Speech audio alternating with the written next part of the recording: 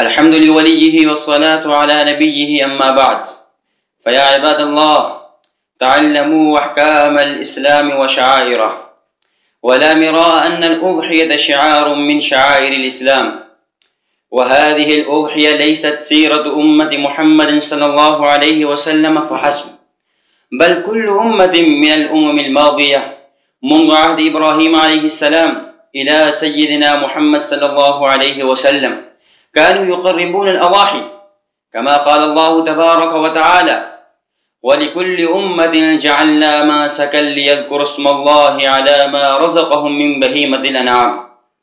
وقص الله تبارك وتعالى قصة ابني آدم إذ اختلفا في الزواج فأمرهما أن يقربا قربانا.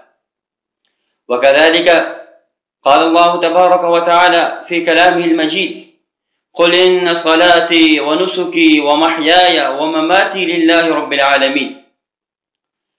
فيا إخوة الإسلام، أليس يكفي لفضيلة الأضحية وشرفها وفضلها وكرامتها أن هذه سنة أبينا إبراهيم عليه الصلاة والسلام، كما روى الإمام ابن ماجه في سننه عن زيد بن أرقم رضي الله تعالى عنه قال أصحاب رسول الله صلى الله عليه وسلم: يا رسول الله، ما هذه الأضاحي؟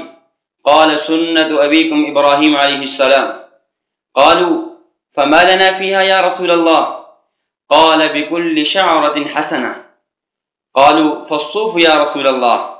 قال: بكل شعرة من الصوف حسنة. وكذلك حث النبي صلى الله عليه وسلم وحرض الأمة على أداء الأضحية، كما روى الإمام الترمذي في سننه عن عائشة رضي الله تعالى عنها أن رسول الله صلى الله عليه وسلم قال: ما عمل آدمي من عمل يوم النحر أحب إلى الله من إهراق الدم، أنه ليأتي يوم القيامة بقرونها وأشعارها وأذلافها، وإن الدمع يقع من الله بمكان قبل أن يقع من الأرض فطيب بها نفسه. وكذلك عاتب النبي صلى الله عليه وسلم وسخط وغضب على من ترك الأضحية، رغم أنه هو يوسع، كما روى الإمام البيهقي رحمه الله في سنن الكبرى عن أبي هريرة رضي الله تعالى عنه أن رسول الله صلى الله عليه وسلم قال: من كان له سعة ولم يضح فلا يقربن مصلانا. وهذا الحديث دليل على وجوب الأضحية، لأن مثل هذا العتاب والسخط والغضب لا يلحق إلا بترك غير الواجب. ومن الجدير بالذكر أن لا ننسى مرام الأضحية، وكذلك مرام جل العبادات نحو الصلاة والصوم والزكاة والصدقة.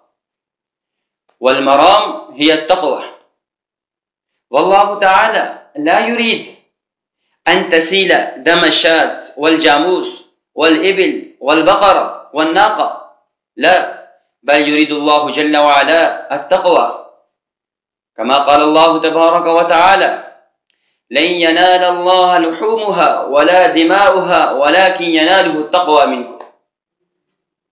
فيا إخوة الإسلام، فكذلك يوصينا دائما شيخنا متكلم الإسلام محمد إلياس غمن حفظه الله أن نصحح نياتنا قبل أداء الأعمال، كما ورد في الحديث: إنما الأعمال بالنيات. فعلينا فيجدر بنا فحري بنا أن لا ننسى تصحيح النية لجميع العبادات.